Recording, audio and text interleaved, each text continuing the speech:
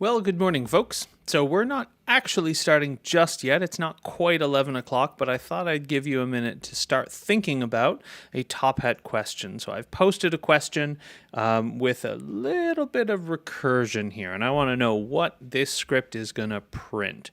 So I'm going to put my face away and I'm going to let you look at the question, and you can think about that for a couple of minutes while we get ready for the lecture itself to really start.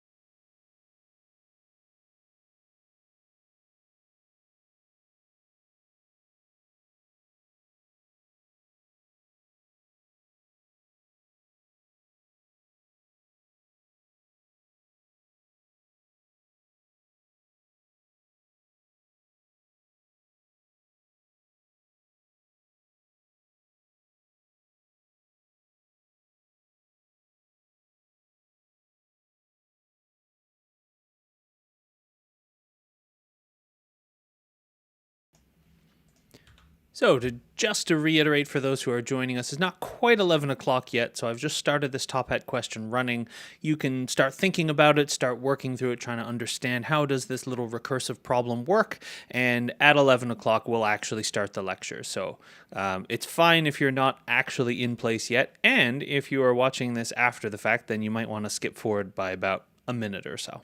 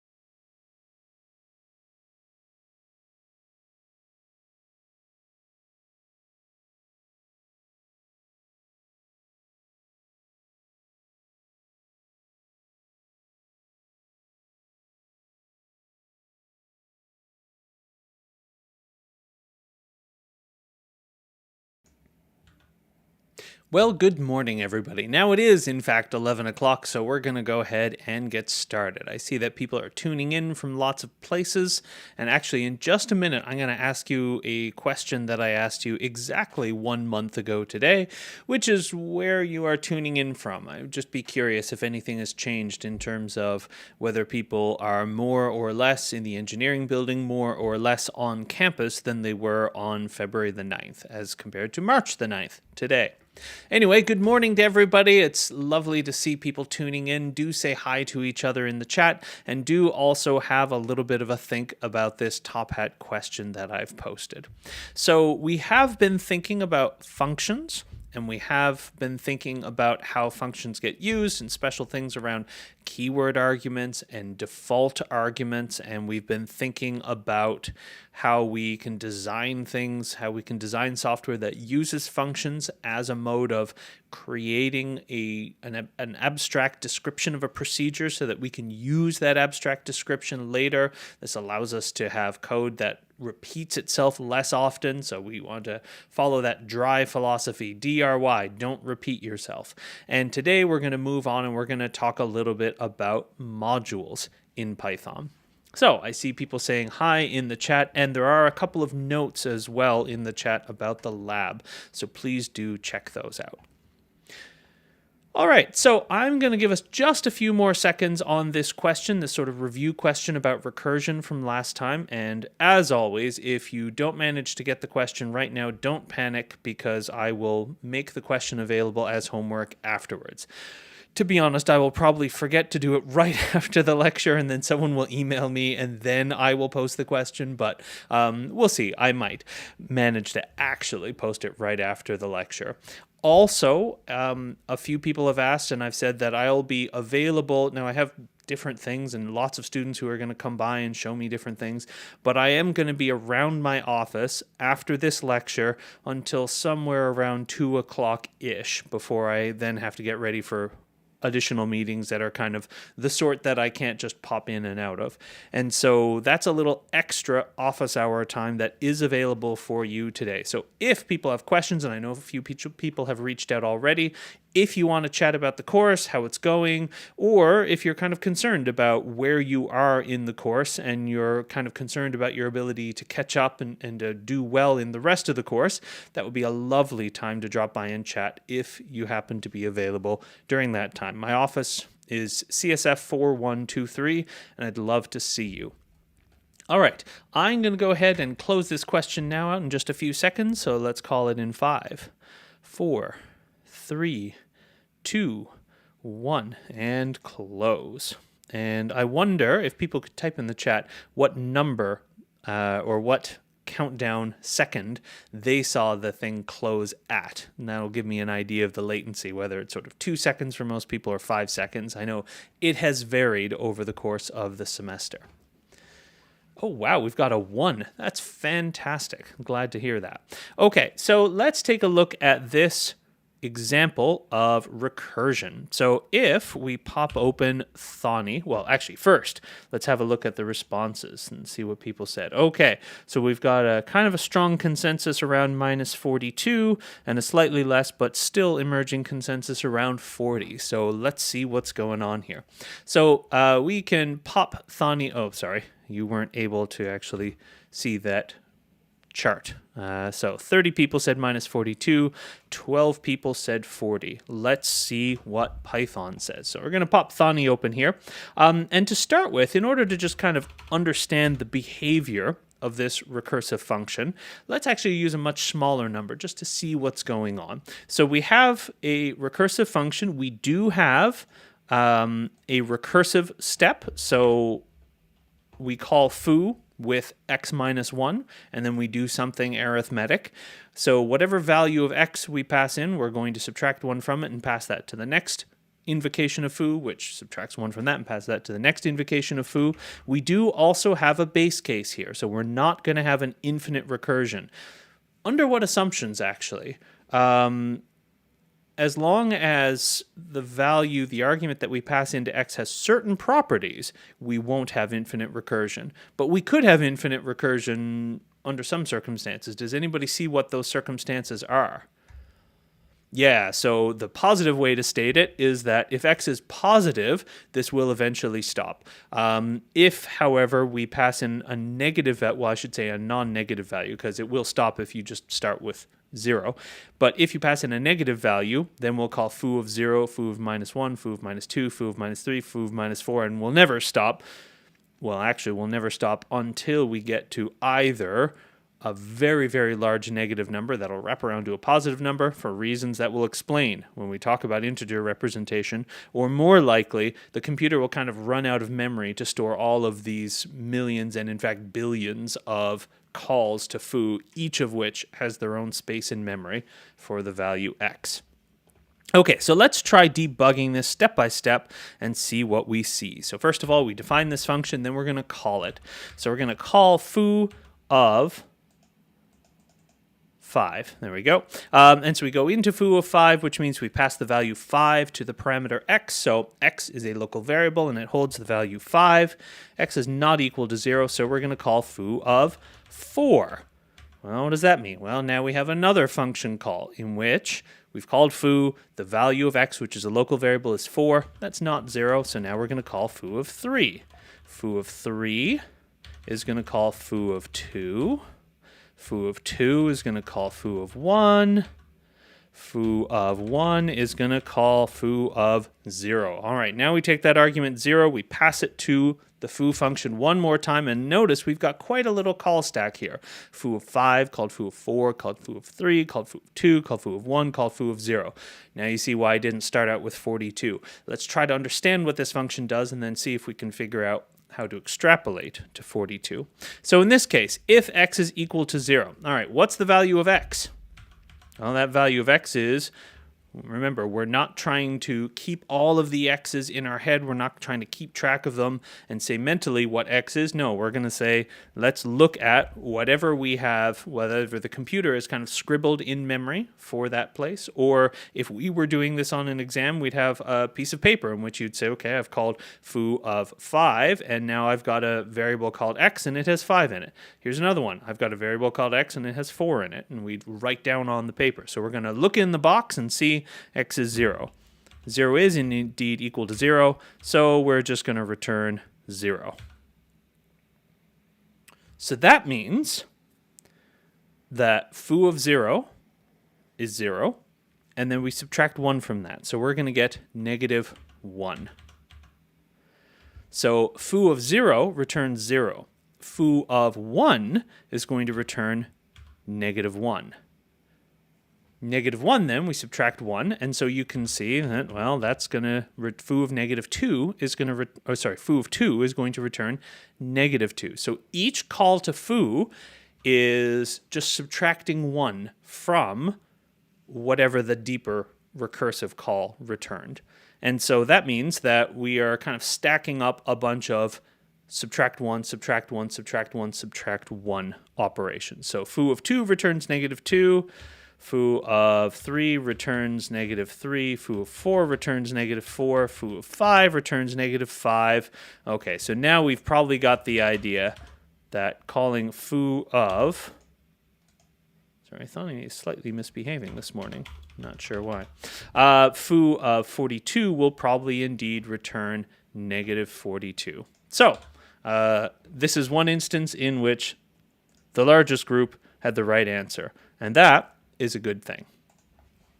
Okay, now as I mentioned, I will ask you one more question before we really get into today's material, and this is a slightly more kind of administrative question. So let me go ahead and ask where people are watching this lecture today. And so the same possible answers that we had before. Hopefully there's been a little bit of shift. I know a couple of students have managed to arrive in St. John's, so welcome. Travel has been exceedingly difficult over the past few months and indeed years, so really glad that you've made it to St. John's and that you're here in time for the second midterm and the final exam and all of those good things. Speaking of which, while you're answering this, on the course website, the same page as had information about the first midterm also has information about the second midterm. And just like the first midterm was on February the 15th in the evening at 7 p.m. in a room number that depends on your last name, well, midterm 2 is also on the 15th, except this time it's March the 15th at 7 p.m. in a room that depends on your last name. So please do check that page out. I've been asked what are we going to cover for the second midterm, and the answer is, well, kind of depends on what we get through over the next week or two. All right, I see lots of answers that are coming in here, and so we can check the responses. And okay, this looks kind of very similar to before, except now we have other parts of Canada, we're getting a 0, and abroad, we're getting a 0. Okay, so we are indeed all coming closer together, which is fantastic. Still, large contingent in the library, so yeah, that's interesting. I guess people sitting in the big empty or the big quiet room, and maybe a few people in like a study space that you've booked or something. Cool. All right, so let us now actually get moving on to today's topic. So we've talked about functions, we've talked about how we define functions, how we call functions, what the parameters are and what arguments are and the difference between them. We've talked about local variables versus global variables.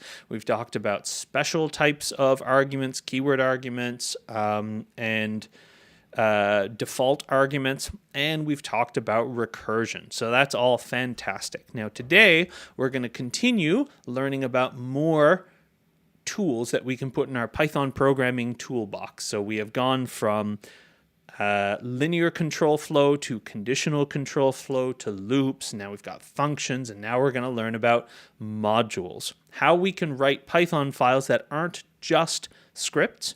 We are going to actually learn how the import statement works. So I told you at the beginning of the course, there's not a whole lot of sort of magical incantations that you won't understand, but just repeat the spell after me, Harry Potter. There's not a whole lot of that in Python. There is a lot of that in some other programming languages.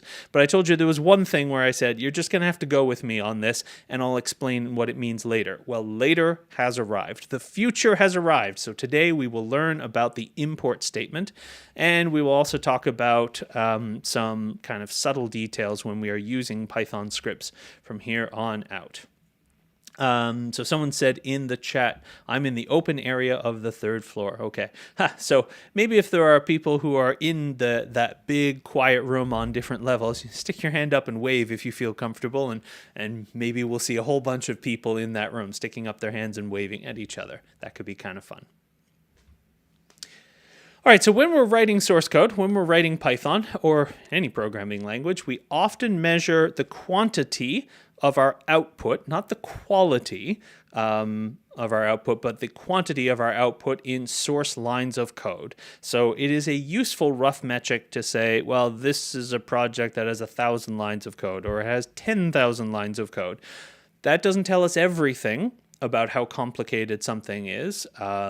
These 1,000 lines could be a whole lot more complicated than those 1,000 lines, but still, it's kind of a rough measure that we use. Now, again, it's not a measure of quality. It's been often and accurately said that the greatest contributions to a software project come not from adding lines of code, but actually from removing lines of code, finding places where we're repeating ourselves and creating abstractions and that kind of thing. However, generating lines of code is a useful proxy for quantity. So maybe in the lab, for some of these more complicated labs, you might be writing 100 lines of code, maybe 200 lines of code. For some of the earlier ones, it was more like 10, right? So we're getting to write software that is a bit more complex and sophisticated. If you were to look inside the NG1020 module that we give you that you can use to access the Arduino device externally and stuff, we're looking at like 1,000 lines of code. There is a browser, which is a tiny, tiny little web browser called Qt Browser, which is only 40,000 lines of code.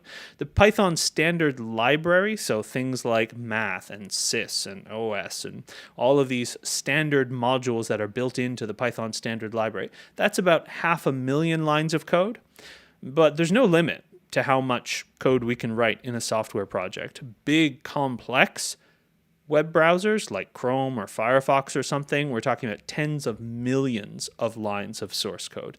Things like operating systems, depending on how you measure them, can be tens of millions of lines of source code or hundreds of millions of lines of source code. Almost all written by people as a creative act. So there's a whole lot of code out there, and the more interesting a problem you're trying to solve, the more complex a problem you're trying to address, the more complex your solution is likely to be.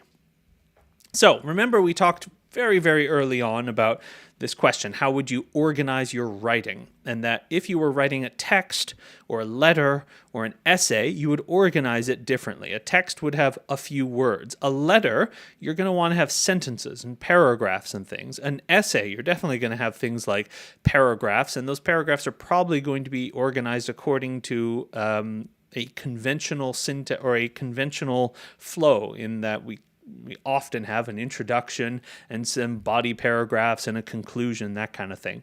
When you get to something like writing a report, you're going to have sections within that report, possibly front matter, like a table of contents and a cover page and stuff. If you write a book, you're not just going to have sections, you're going to have chapters and maybe even parts. So you might have parts that contain chapters, which contain sections, which contain paragraphs, which contain sentences, which contain phrases, which contain words.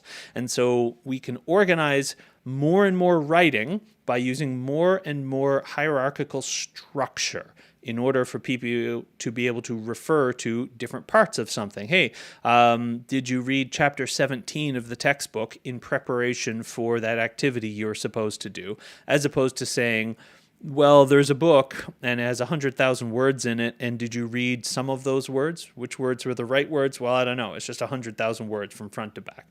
That would be pretty difficult to read. And so we organize things, and the more complex they are, the more effort we have to put into their organization. And in Python, we said it's similar. Right? We have seen expressions, which are kind of like phrases in a natural language. We've seen statements, which are kind of like sentences. What kinds of statements have we seen so far? Just go ahead and fire it in the chat. There's no top-hat question for this or anything. What kinds of statements have we seen? We've seen a few now. Right, assignment statements. Yep, we've definitely seen those. Any others? How about statements that relate to loops or relate to functions?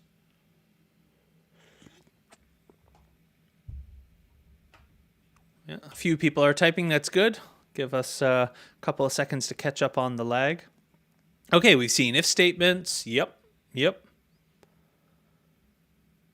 Conditional. So conditional flow control with things like if statements, and we've seen loops like a while loop, right? So we've seen simple statements, which are just one line, which are things like an assignment statement, or in fact a pass statement. Remember, we said that's kind of the simplest thing you can put in the body of a loop or in the body of a function. That statement just kind of means don't do anything. It's like you're playing a game and the action comes to you and you just say pass. We've seen return statements. We've seen break and continue. These are all examples of simple statements that are just one line, some stuff that fits on one line. And we've also seen compound statements, if statements, while loops, for loops. Now we've seen how to define a function, which is actually a kind of compound statement. But functions are so important that we can also kind of consider them their own thing, a little bit like paragraphs. So we've seen the phrases of Python, of writing Python. We've seen the sentences of writing Python. And we've also seen the paragraphs of writing Python. Well, modules are a way of organizing source code in multiple files, and it's a little bit more like having chapters and having parts of a really big book where each part can contain multiple chapters. So this is a way of organizing larger chunks of code into hierarchies. So you can have this part contains this chapter, while we can have this module, which contains this module, which maybe contains these modules, in order to have more organization. So we're going to have lots of files working together. And this includes using the import statement. And we're going to talk about that in a bit more detail than we've talked about before. All right, so thus far, what have we done with files? When we have created a file that contains some Python code, what kind of a file or what name have we applied to that file? We've called that a Python what? Right, so we save it as a .py, Yeah, sorry, I'm asking the question a little bit poorly, so I shouldn't. You're giving correct answers. It's not the answer I was hoping you're going to give, but it sure is the correct answer to the question I've asked. So what I'm trying to say is, so far we've written Python scripts, and we've called them a script because it's kind of like a script in a play where you read out the statements one by one. So we have files that contain statements. We execute those statements one at a time, possibly with different kinds of control flow. And so we have Python scripts, and look, there we go. Someone actually did say the right thing. And there's a little fire emoji. That's good. I'm going to one-up that fire emoji because good job. So we've written Python scripts, files containing statements where the statements get executed one at a time. Today we're going to see that we can write Python modules. And a Python module is a file that contains statements where those statements get executed one at a time. Okay, so what is the difference between a Python script and a Python module? Both of these things are going to kind of look the same. So today we will look at, here is a script. Why is Thonny misbehaving for me? I don't know. Let's try this. Okay, so we are going to look at sorry, one more moment while I reopen all of these things that I wanted to have open.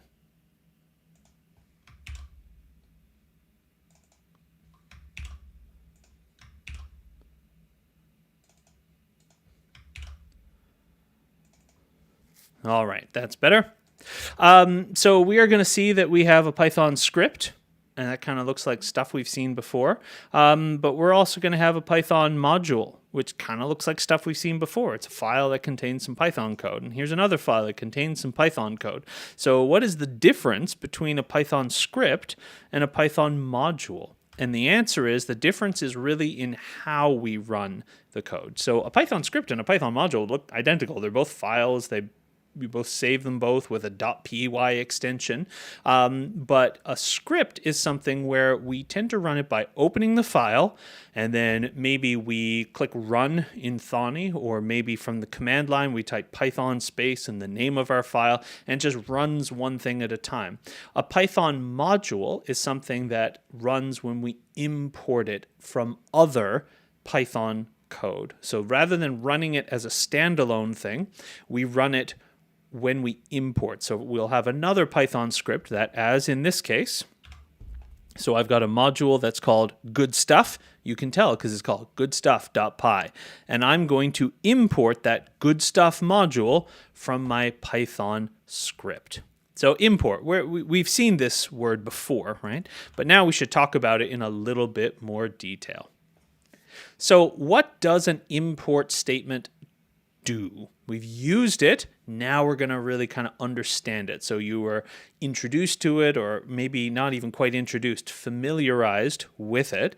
And now we're going to really kind of introduce it. So an import statement is something that makes names from a module available for your use.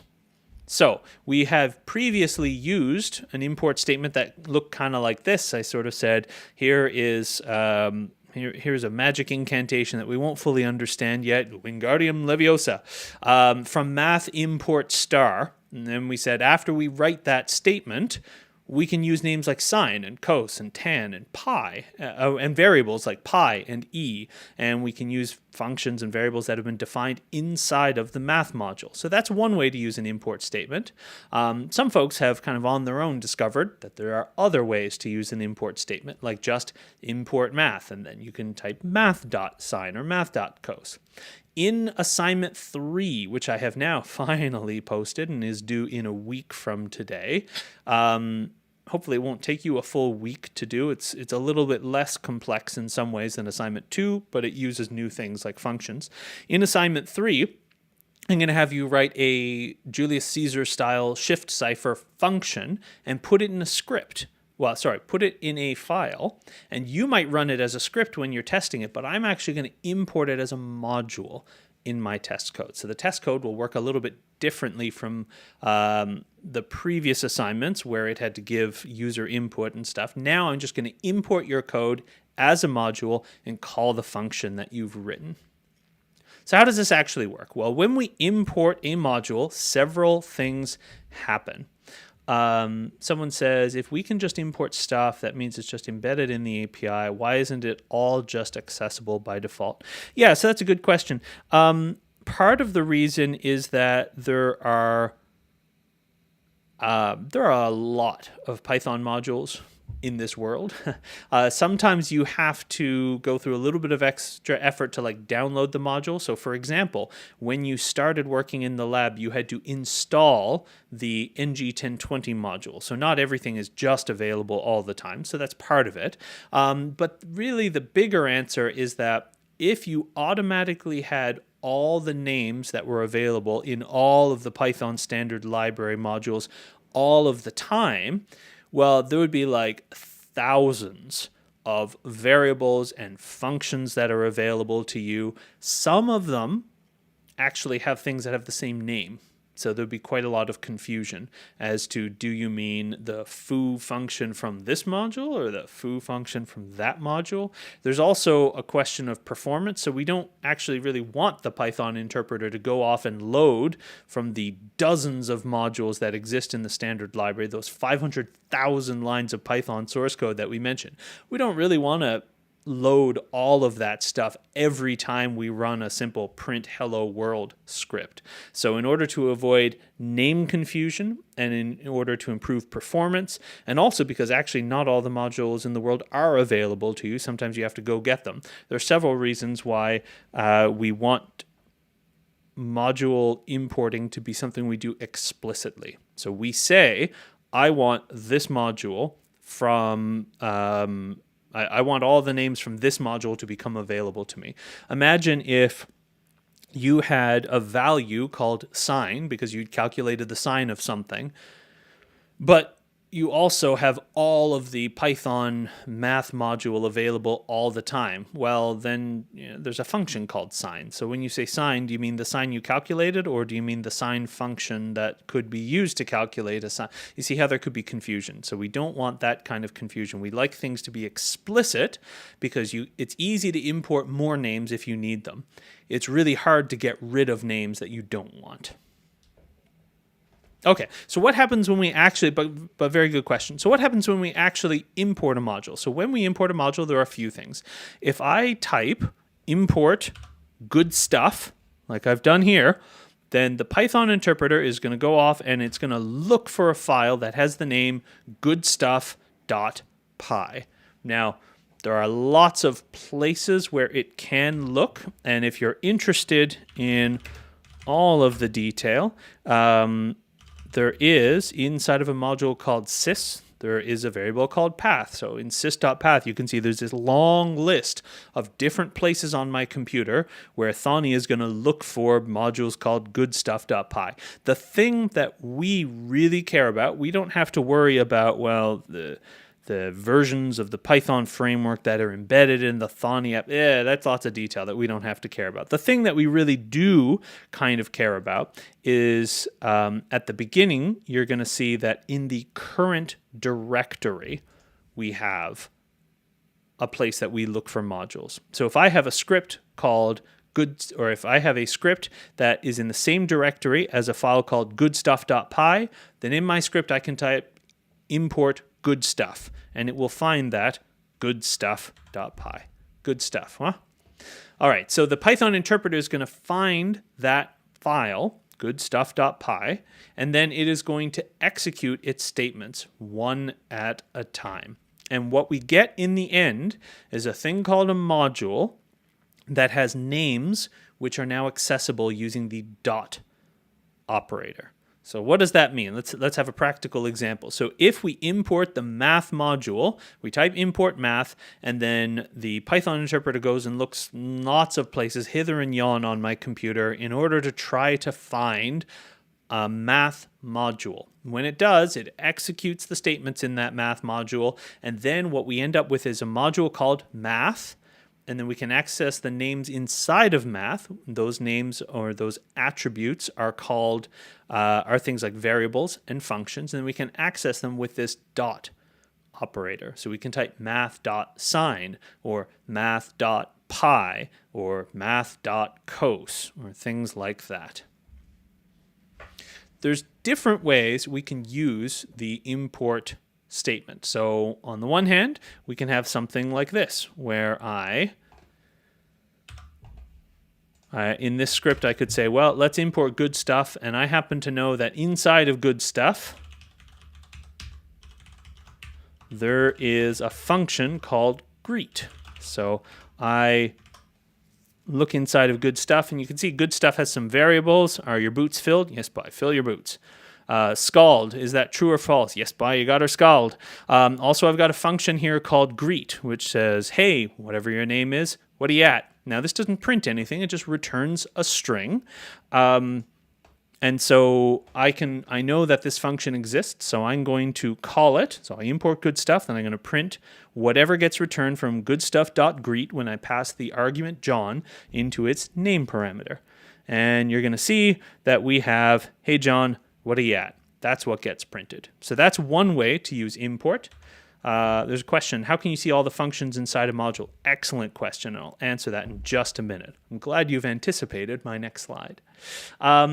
But another way that we can use the import statement is we can actually rename things. So sometimes there are lots of modules that have the same name, and we want to avoid confusion or avoid collisions between these names.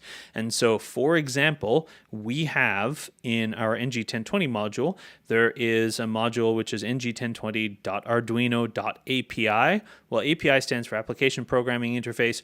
There's lots of modules in this world called API. We want to avoid confusion. So you can import something and then say as this other name. So you could import ng1020.arduino.api as Arduino stuff if you wanted to. And in this case, I'm saying, well, we could also import good stuff and as stuff. So that means that the module gets found. So we go looking for goodstuff.py, we find it, we execute all the statements in it, but then the resulting module that we get is not called good stuff, it's called stuff. And then again, you can refer to elements, to attributes within that module using the dot operator. So stuff.bootsFilled. Go on by, fill your boots. The syntax that we've used a bit more is this import syntax. From a module name, I want to import just a selected set of things. Now that can be, as I've shown here, from good stuff import greet, or I can use commas to say let's import a couple of things. So I want to import greet and I want to import boots filled, or we can use the star, the asterisk, to mean import everything. So import everything from the good stuff module, which is boots filled, greet, more, and scald. And then finally, we can combine these things. So you can actually rename things as you import them selectively. So we can import a module by name. We can selectively import things from that module. And actually, as we import those things, we can rename them too. So from good stuff, import greet as hello. Now you don't have to use some of these more complex constructions, but you can. Let's see. If I'm not using Thania's... Okay, yeah, I'll come back to that question. Greet, scald are functions. In this case, greet is a function. And if we look inside of goodstuff.py here, you can see greet is a function, def greet. For those who aren't familiar, by the way, I'm using a little bit of Newfoundland slang here. So, well, you got her scald means, oh, you've really got it made now. Everything's going well. You're in a great situation. Everything's set up the way you want. It's going to be an easy time for you. You got her scald. Boots filled. So fill your boots means do what you like. Go have fun. Enjoy yourself. Fill up your boots with fun, I guess, or whatever you like. And what are you at is a way of saying hello, or what are you at? What's going on? So yeah, inside this goodstuff.py, we've got two variables here. Boots filled is a variable, scald is a variable, and greet is a function. So those are, sorry, I was not showing you Thani when I was saying boots filled is a variable, scald is a variable, and greet is a function. All right, so those are different ways of using the import syntax, and that's what it does. So there's nothing magical about this. Import math doesn't cause math functions to be created out of thin air. It causes the Python interpreter to go look on your computer for a math module that exists somewhere. And it exists somewhere in sys.path, but let's not worry too much about that. For our purposes, what really matters is when we're writing our own modules, we're generally going to put a bunch of files in the same directory. So we're going to save them in the same place right next to each other. So someone says, so you can rename a module and certain functions inside the module. Yeah, so if I wanted to, for example, import greet, but I thought that greet was not a very friendly name for the function, or if it would cause confusion with some other function called greet, I could say from good stuff, turning on Thonny, I could say from good stuff import greet as say hello. So I could rename it to any valid Python identifier. And now look, now we have a function in our local variables, which is a function that says say hello. So now instead of, I can't say greet John, but I could say hello. Hey John, what are you at? Okay, so as an aside, and this is answering the question that that somebody threw out just a minute ago. So there is a built-in function in Python which is really helpful for figuring out what stuff is inside of a module, and it's called dir, which is sort of short for directory, which is like list all the stuff inside of a module, or in fact inside of other things, which we'll come back to when we get to objects and methods. So dir tells us all the names that exist inside of a module. So the next time you're in the lab, try this. Type ng10 import ng1020.arduino.api and then type dir and pass in ng1020.arduino.api. So take the module itself and pass it into the dir function, and it will tell you, here are some names that exist inside of that module. It will give you a list of strings, where those strings are names of attributes in the module. And they will include things like the function analog read and analog write and buzzer frequency, etc., etc. So that's how you can tell what stuff is inside of a module. Let's see.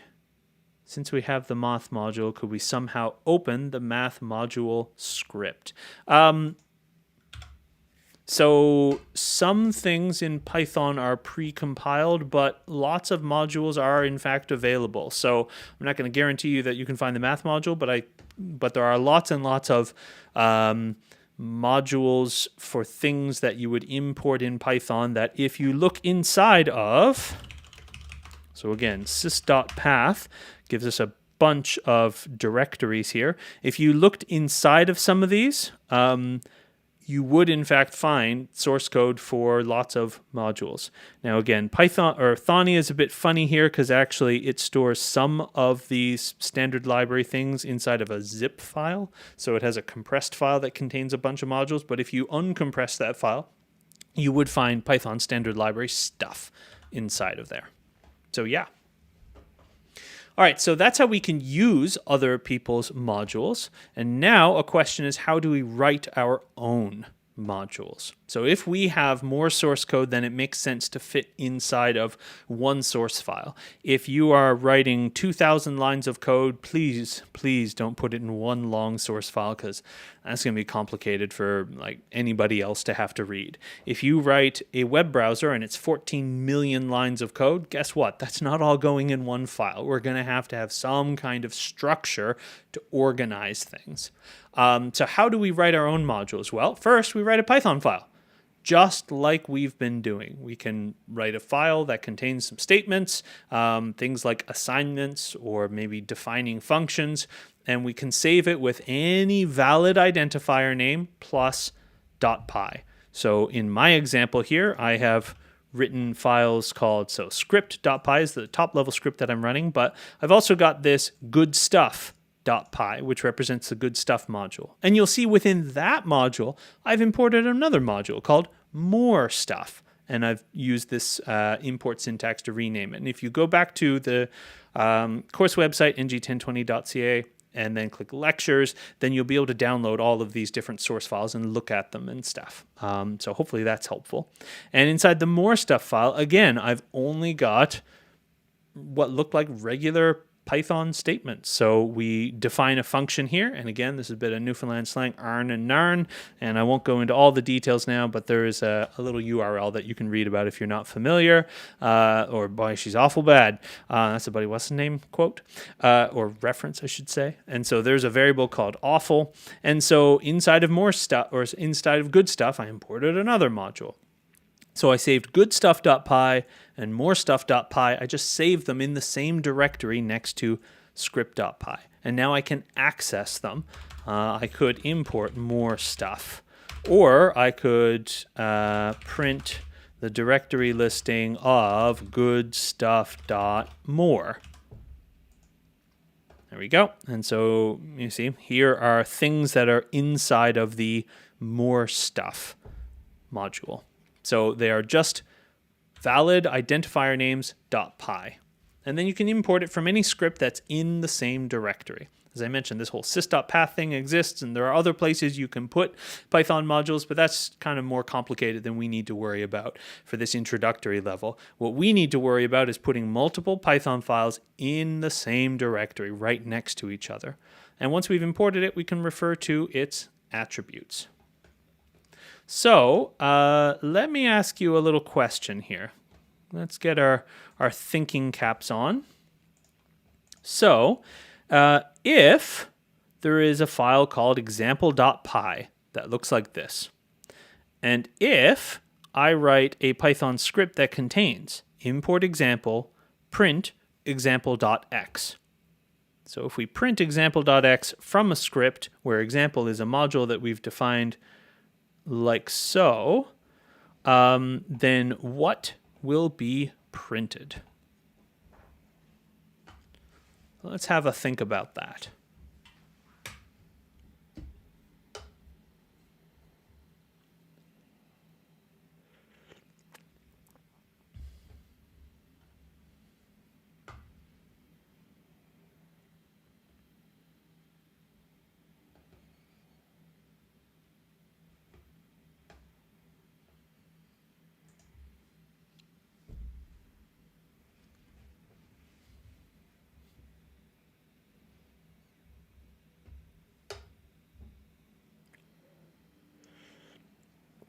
I feel like I'd like to play the Jeopardy music now, but I'm sure that would get me a copyright challenge on YouTube, so I don't want that.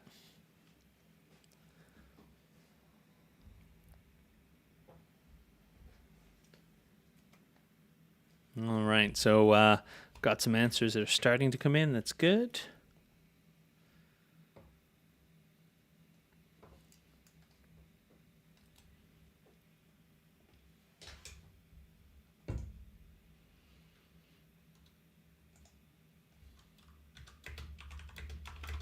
While you're answering that, I'm just going to type that into Thonny in case we want to run it in the debugger.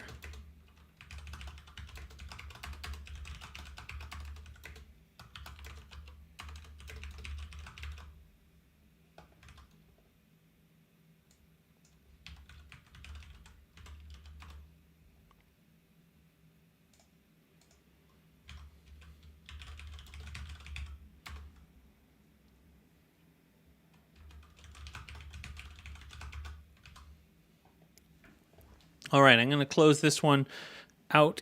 So the question is, given this module, example.py, if we write a script that looks like this, import example, print example.x, what will that output? There's a question. Do any other IDEs have a debugger like Thonny's? So pretty much every IDE is going to have a debugger.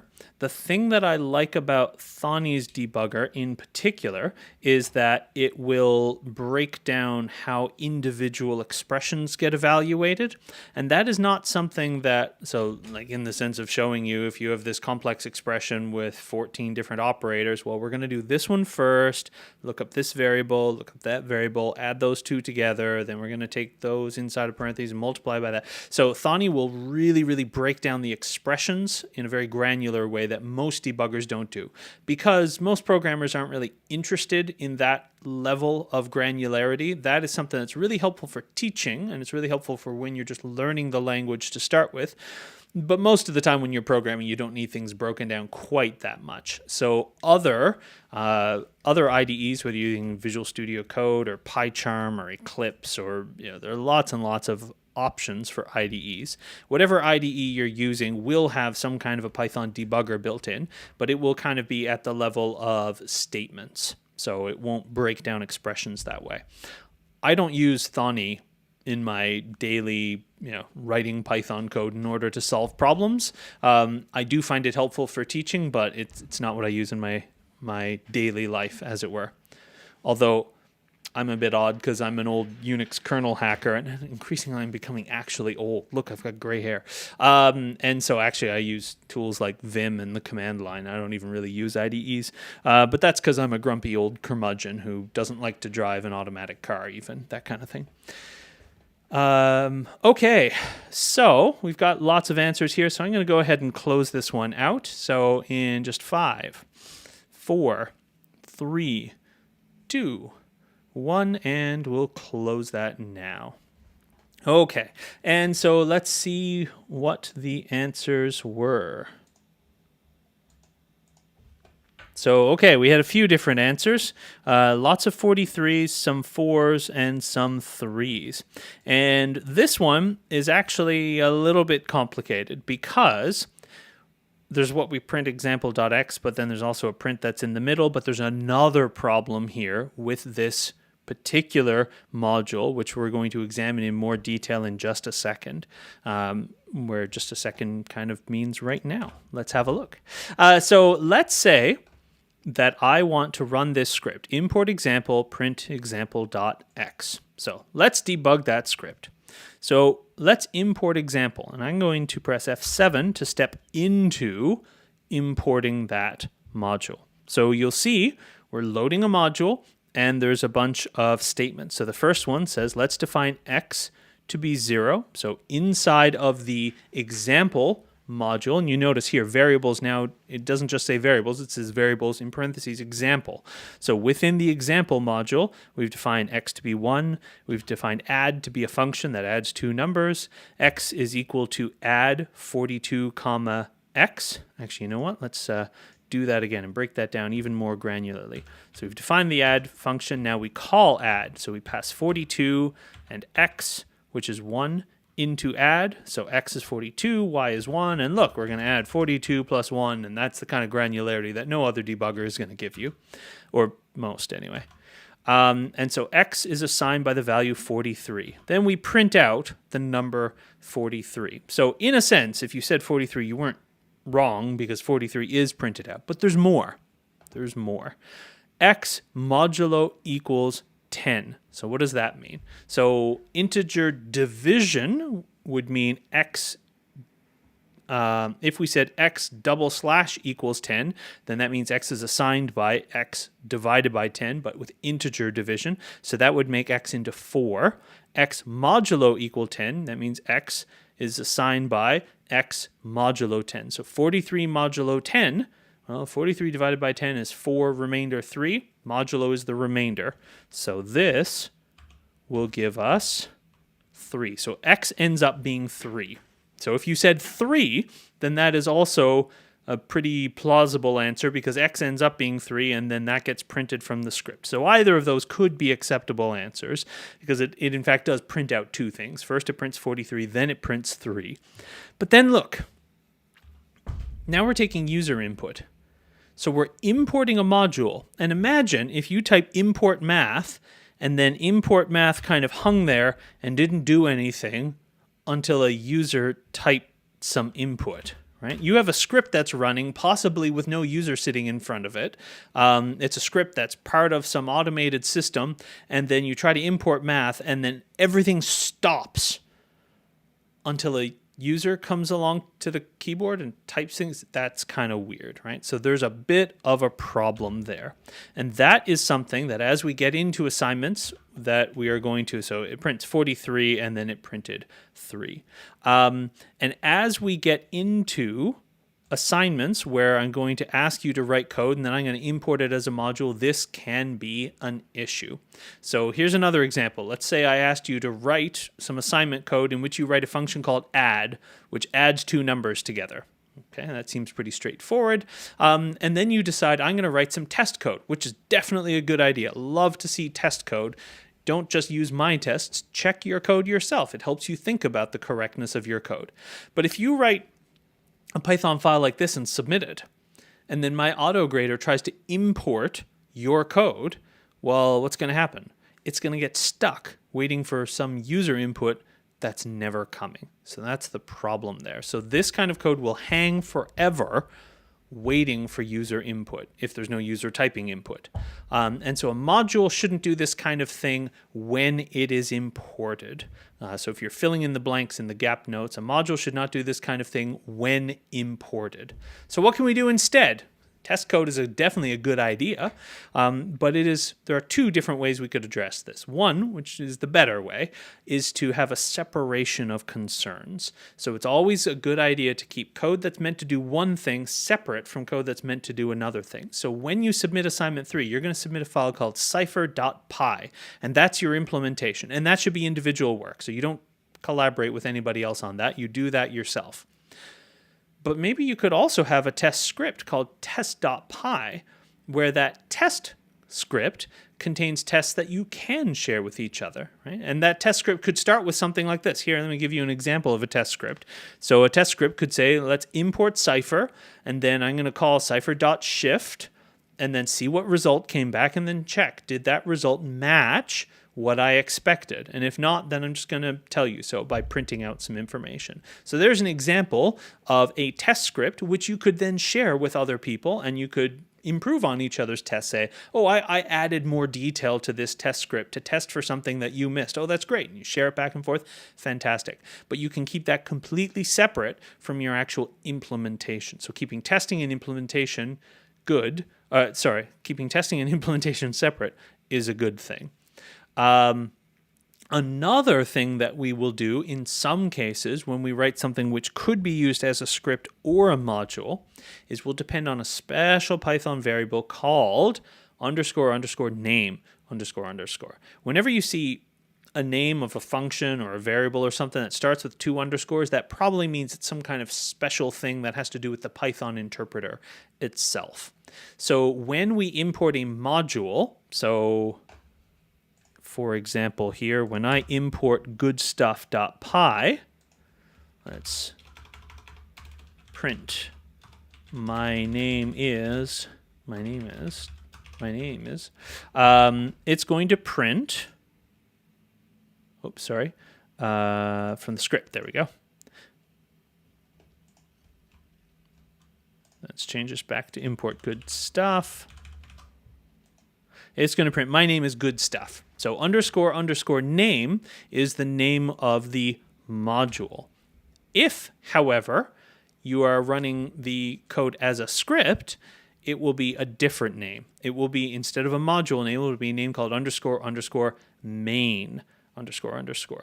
And so this allows us to distinguish between when our code is being run as a module versus when it's being run as a script. So the other thing you could do is to have in your Python file, here's the function I'm supposed to define, here's whatever stuff I'm supposed to do, and then at the bottom, if this variable name, the contents of it are equal to main, then I'll run the test, but otherwise not. However, a better way is just to do this separation of concerns thing where and separation of concerns is a general software development principle. If you have a function that's responsible for calculating the sign of something, let it not know anything about logarithms. Keep those two things just completely separate. Well, similarly, have your test code and your implementation code in completely separate files. Then it is easier to understand the difference between them, easier to understand the division of responsibility, and it's easier to share the test code, which you are very welcome to do, without accidentally sharing your assignment code, which you are not welcome to do.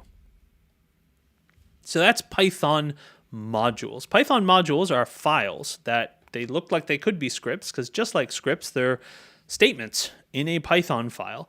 What's different about them is instead of running them directly, we import them. And so we have Python scripts and we can distinguish between scripts and modules using this name variable, which can sometimes be __main __. There's a question here. So what was the right answer for the last classroom question? Right. So for that question where we imported example and then you print out the value of example.x, I wouldn't call you wrong if you chose either 43 or 3. Either of those could be kind of right because in the end it actually prints both. It prints 43 and it also prints 3. So either of those could be right. If I had my time back, I'd change the question to remove that print from the middle. I think I made the question last year, and then in order to demonstrate something, I added the print to the module, and Now I wish I had taken it back out. Then the correct answer would have definitely been 3 and 3 only. But because that print was still there, 43 could have been a legit answer too. Okay, could you explain what explain.x was? Do you mean exercise or example.x? Sure. Well, let me first of all comment out this input thing at the end. So if we had our script where I said, let's import example, and then I print example.x, or let's say the value of x is assigned by example.x. So when I debug the script, I'm going to import this, which is going to do some things. And the value of x inside of the example module ends up being 3.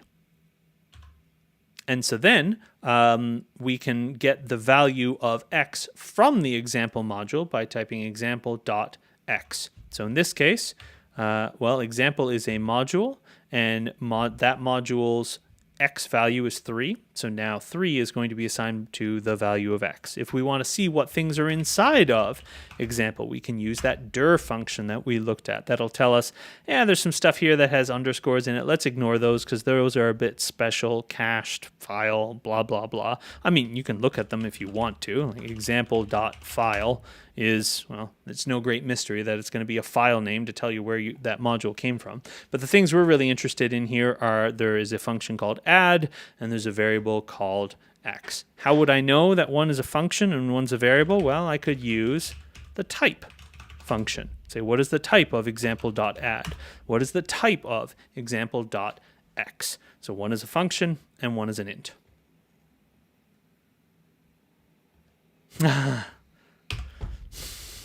Sorry.